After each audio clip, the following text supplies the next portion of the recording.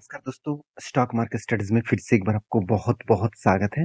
तो आज यहाँ पे मैं डिस्कशन करूँगा कुछ इम्पोर्टेंट कंपनी के अपडेट्स के बारे में, जिस अपडेट के माध्यम से आपको कंपनीज़ की जानकारी, साथ ही साथ उस कंपनी के डिटेल्स के बारे में आपको पता चलेगा।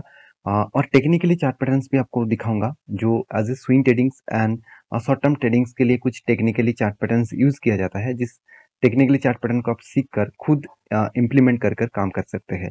तो चलो देख लेते हैं सारे डिटेल्स के बारे में। और हाँ, वीडियो शुरू करने से पहले मैं 2 रिक्वेस्ट करूँगा। इस वीडियो को एज़ ए रिकमेंडेशन मत समझ लेना। इस वीडियो को टोटली एजुकेशन पर्पस में देखना। और सेकंड बात है, अभी तक चैनल को सब्सक्राइब नहीं किया तो देर किस बात की, जाके अभी सब्सक्राइब करके रखिए। बहुत सारा इन्फॉर्मेशन मैं आपके साथ शेयर करूँगा। नेक्स्ट जो कंपनी फर्स्ट जो कंपनी है जिसके बारे में बात करूँ, उसका नाम है IRCTC। तो IRCTC का मत आप सभी जानते हैं। ये कंपनी इंडियन रेलवे गवर्नमेंट का कंपनी है और इस कंपनी के ऊपर ज़्यादा से ज़्यादा जो ग्रोथ पोटेंशियल होते हैं वो है टिकटिंग बिजनेस में। देखिए कंपनी का अलग अलग बिजनेस है। पहले तो टिकट टिकट का बिजनेस है, दूसरी बात है कैटरिंग का बिजनेस है, उसके साथ टूरिज्म का बिजनेस है। तो कंपनी अलग अलग कैटेगरीज के हिसाब से बिजनेस करते हैं।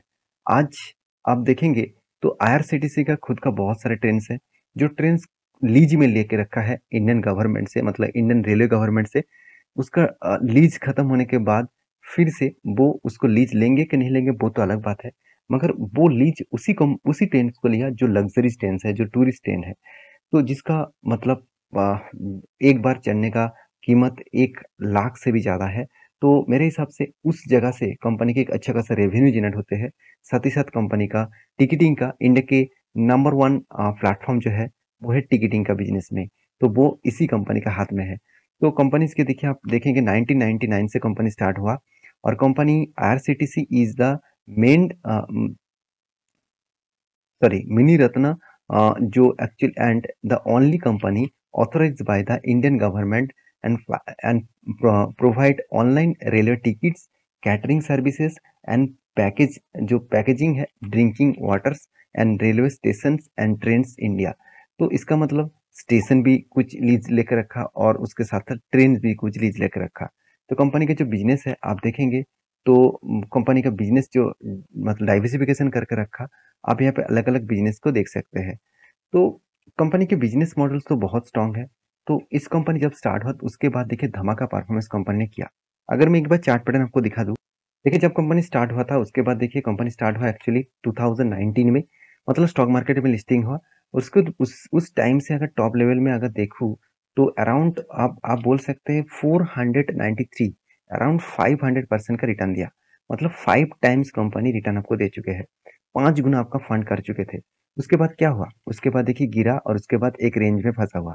कंपनी बोनस और स्प्लिट ले आने के बाद ही कंपनी के ऊपर इस तरीके से करेक्शन देखने को मिला है। तो आप कहेंगे सर क्या फिर से कंपनी जिस तरीके से परफॉर्मेंस किया था, क्या फिर से उस तरीके से परफॉर्मेंस कर सकते हैं? देखिए परफॉर्मेंस होगा कि नहीं होगा वो तो अलग बात है। गवर्नमेंट कंपनी के ऊपर एक चीज आप याद रखना, गवर्नमेंट जो डिसीजन लेगा उसी के ऊपर कंपनी चलेंगे। इसका मतलब गवर्नमेंट का आज कुछ पॉलिसीज आ गया तो इस कंपनी का हालत खराब हो जाएगा, और अगर पॉलिसीज कुछ पॉजिटिव में आया तो इस कंपनी तेजी से भागेगा। तो कंपनीज के ऊपर देखिए परफॉर्मेंस के बारे में बात करें, कंपनी का पी रेशियो 52 है, इंडस्ट्रीज पी रेशियो 52 है, और आरओसी आरओई तो बेस्ट लेवल में देखने को मिला। अगर मैं इसका पी रेशियो का मैं चार्ट पैटर्न्स एक साल में दिखा दूं तो कोविड के टाइम में जो पी रेशियो लेवल था 50 के आसपास, मतलब 50 के आसपास, वही रेंज में कंपनी आ चुके हैं। इसका मतलब यहाँ से कंपनी को अपर साइड में जाने के लिए एक पोटेंशियल जरूर मिल सकता है, क्योंकि जो रेंज को कंपनी टच करने के बाद एक बड़ा धमाका हुआ था, उसी रेंज को फिर से रिटेस्ट कर रहा है। इसका मतलब फिर से एक बड़ा धमाका होने का चांसेस भी है। तो इस पॉइंट को आपको भूलना नहीं चाहिए। तो रही बात इस कंपनी के जो प्रॉफिट एंड लॉस है उसके बारे में बात करूं, तो कंटिन्यूसली कंपनी क्या किया, प्रॉफिट एंड लॉस को ग्रोथ किया, प्रॉफिट एंड लॉस को धीरे धीरे करके एक शानदार लेवल्स में लेके गया। तो क्वार्टरली जो रिजल्ट आया, कंपनी इस बार हाईएस्ट रिजल्ट इंक्रीज किया, 1000 करोड़ के आसपास कंपनी का सेल्स इंक्रीज हुआ। और एक्सपेंस को भी कंपनी ऑब्वियसली ज़्यादा किया, और फिर भी पिछले सालों की तुलना से कम। और ऑपरेटिंग प्रॉफिट के बारे में बात करूं तो कंपनी का 321 करोड़ का प्रॉफिट हुआ था पिछले सालों में, और इस बार प्रॉफिट हुआ 340 करोड़ के आसपास। तो नेट प्रॉफिट जो है 246 करोड़ से बन चुके 232 करोड़। तो इसका मतलब कंपनी जो प्रॉफिट है वो थोड़ा सा यहाँ पे कम हुआ है इस सालों में। और इसी के चलते है मेरे हिसाब से जो कंपनीज का जो चार्ट पैटर्न क्रिएट हुआ, तो देखिए यहाँ पे जब रिजल्ट आया था, यहाँ पे रिजल्ट कौन सा दिन में आया था, इस दिन में रिजल्ट आया था।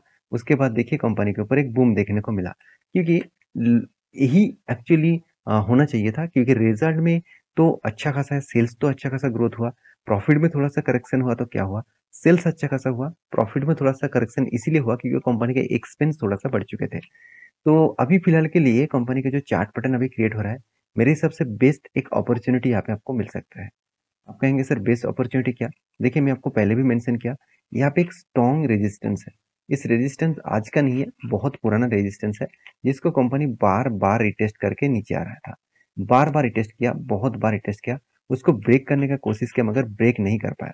तो मेरे हिसाब से ब्रेक करने का जो फैसला था, वो फैसला यहाँ पे खत्म कर चुके थे, और ब्रेक भी हुआ, और उसके साथ साथ 200 डेज जो ईएमए है उसको भी ब्रेक किया।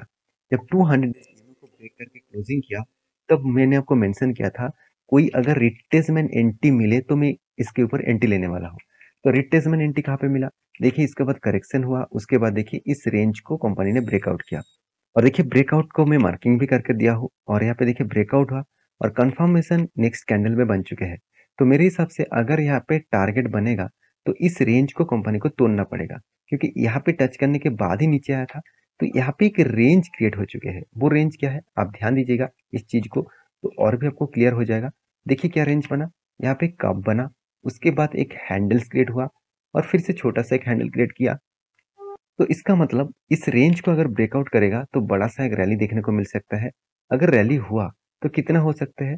देखिए अगर काप का साइज में मार्किंग करके आपको पोजीशन दिखा दूं, तो अराउंड अराउंड आप बोल सकते हैं कि 15% का गेन यहाँ पे मिल सकता है।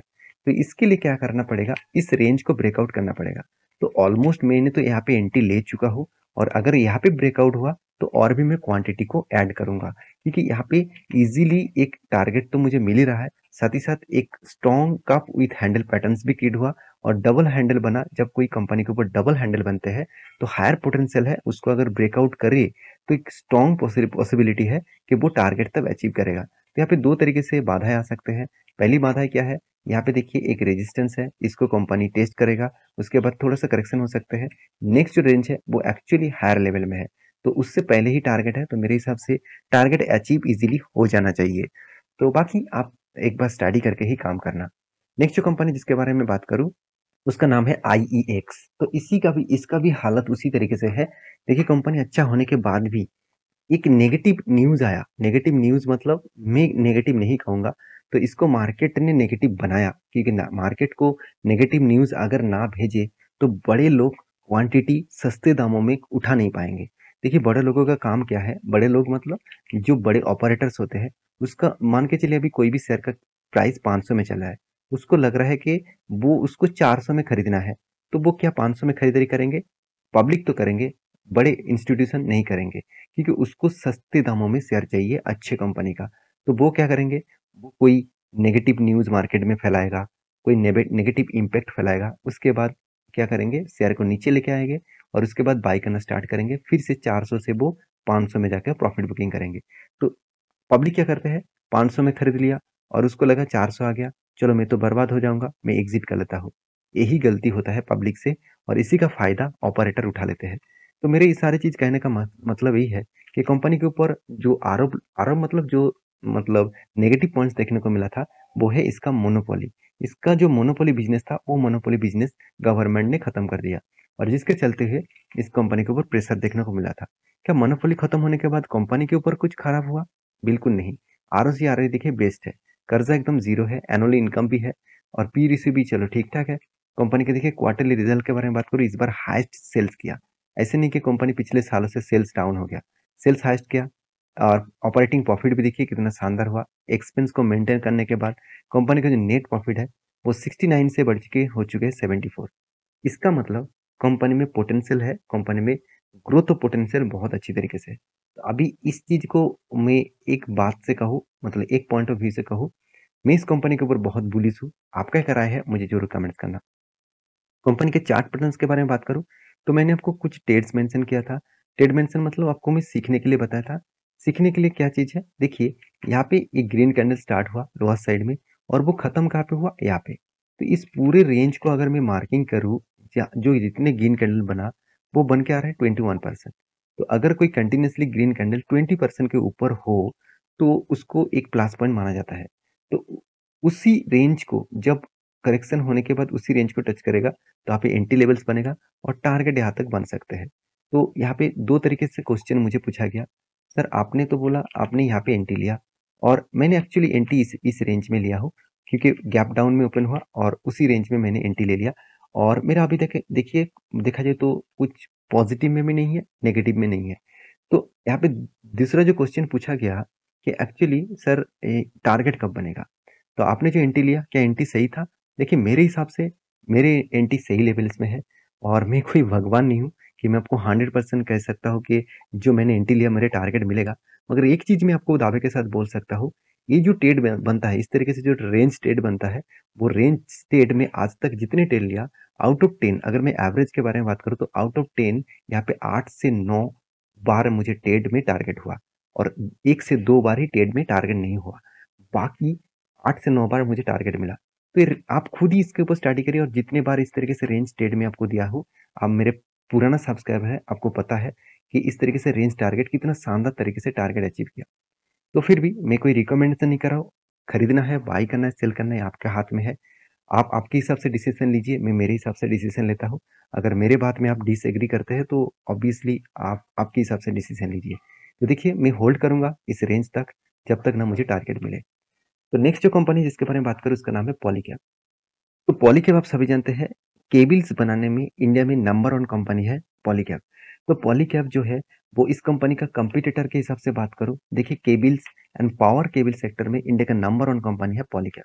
तो आप सोच रहे हैं कि कंपनी सिर्फ केबल्स ही बनाते हैं, ऐसे बिल्कुल भी नहीं। Company electronics product, switch, light और साथ ही साथ सोलर, इस पंप, इस तरीके से प्रोडक्ट्स भी कंपनी बनाते हैं। अगर इसका वेबसाइट भी थोड़ा सा वेबसाइट में प्रॉब्लम है शायद, तो कोई बात नहीं, हाँ चलो अभी ठीक है। तो वेबसाइट में देखिए आपको खुद दिखेगा जितने सारे केबल्स होते हैं, चाहे इलेक्ट्रिसिटी के लिए हो, चाहे ऑप्टिकल फाइबर्स के लिए हो, चाहे वो टेलीकम्युनिकेशन के ऊपर हो, तो ये सारे प्रोजेक्ट के ऊपर जो केबल्स लगते हैं उसका वायर्स एंड केबल्स लगते हैं, वो कंपनी सप्लाई करते हैं। तो इस कंपनी का डिमांड मार्केट में बहुत ज़्यादा है। हर जगह पे आपको पॉलीकैब का प्रोडक्ट दिख जाएगा, हर दुकान में शायद आपको दिख जाएगा। स्विच बोर्ड भी कंपनी बनाते हैं, साथ ही साथ फैंस भी, ये मतलब स्विच बोर्ड, साथ ही साथ टेलीकॉम सिस्टम के ऊपर light board, solar project, pump और पीवीसी पाइप्स के ऊपर फिटिंग्स, और सारे प्रोजेक्ट के लिए कंपनी खुद का प्रोडक्ट बनाते हैं। तो इस कंपनी का मैं ये सारे पॉइंट्स इसीलिए दिखा रहा हूँ क्योंकि कंपनी का स्ट्रेंथ के बारे में आपको पता है। आज बहुत सारे लोग पूछ रहे हैं कि सर कंपनी आज टॉप लेवल में है, लगातार लगातार भागते जा रहे हैं, क्या कंपनी में करेक्शन हो सकते हैं? तो करेक्शन होगा कि नहीं होगा वो आपको बताएगा पी रेशियो। देखिए पी रेशियो के बारे में बात करूँ तो आज पी रेशियो कहाँ पे है, 50-48 के आसपास। इसका मीडियम पी रेशियो कितना है, 31। तो इसका मतलब पी रेशियो देखा जाए तो ओवर वैल्यूड हो चुके हैं। तो जब कोई कंपनी ओवर वैल्यूड होते हैं तो उसमें करेक्शन होने का चांसेस होता है। तो करेक्शन होगा कि नहीं होगा वो अलग बात है, क्योंकि कुछ कुछ कंपनीज में 300-400 के भी बड़े बड़े कंपनीज के ऊपर भी 300, जैसे डीमार्ट डीमार्ट का पी रेशियो 300 तक चला गया था, आज 98 तक आ गया। तो इसका मतलब करेक्शन हुआ। तो यहाँ पे भी तो हाई लेवल में है, तो मेरे हिसाब से 300 जाएगा, ये करेक्शन होगा, वो तो आपको बाद में ही दिखेगा। अगर कंपनी का परफॉर्मेंस ठीक है तो वो हायर लेवल में जाने के लिए तैयार है। जैसे देखिए कंपनी का सेल्स ग्रोथ क्वार्टरली दिखा दूं तो कंपनी इस बार हाईएस्ट सेल्स को इंक्रीज किया पिछले सालों की तुलना से, एक्सपेंस को भी कंट्रोल किया, उसके बाद प्रॉफिट भी अच्छा खासा दिखाया। 310 करोड़ से बन चुके 550 करोड़। तो ओवरऑल नेट प्रॉफिट जो है 223 करोड़ से बन चुके 403 करोड़। तो सारे पॉइंट कंपनी के फ्लेवर में देखने को मिला है।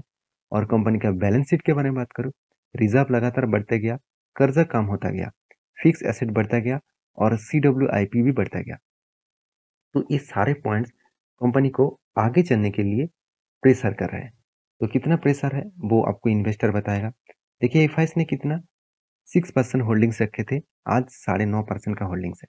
डीएस के पास 12% होल्डिंग था, आज 9.5% का होल्डिंग है। पब्लिक के पास भी होल्डिंग्स है और प्रोमोटर के पास भी होल्डिंग्स है। तो हर व्यक्ति इसका होल्डिंग्स रख के चल रहा है।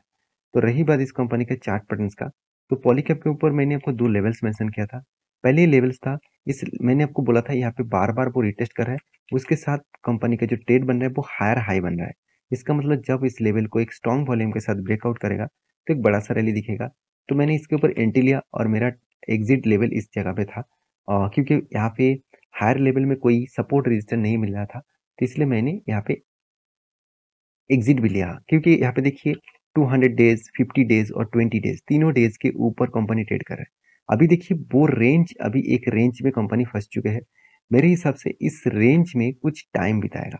इस रेंज में कुछ टाइम बिताने के बाद अगर अपर साइड में ब्रेकआउट करे तो फिर से इस तरीके से कुछ धमाका देखने को मिल सकता है।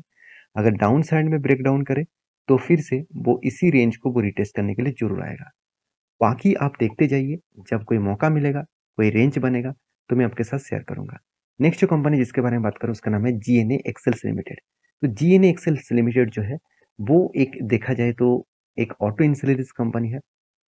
कंपनी के बोर्ड ने एक बहुत बड़ा डिसीजन लिया बोनस देने का। एक के बदले एक शेयर आपको बोनस के तरीके से मिलेगा, और वो भी 1 सितंबर में। तो आप बोनस के शौकीन हैं, बोनस पाना चाहते हैं किसी कंपनी के ऊपर, तो इस कंपनी के ऊपर स्टडी करके काम करने के लिए सोचिए। देखिए, काम करने के लिए सोचिए, इसका मतलब ये नहीं बता रहा हूँ कि आप काम करिए। तो मैं इस तरीके से कंपनी से मैं खुद ही दूर रहता हूँ। मुझे बोनस स्प्लिट से कुछ मतलब नहीं है। मुझे चाहिए अच्छी कंपनी, अच्छे परफॉर्मेंस वाला कंपनी, जो मुझे अच्छा रिटर्न दे सकते हैं। बाकी आपकी क्या राय है मुझे ज़रूर कमेंट्स करना, और वीडियो लास्ट तक देखने के लिए बहुत-बहुत धन्यवाद। मिलते हैं नेक्स्ट वीडियो में, तब तक के लिए अच्छे से रहिए, अपना ख्याल रखिए।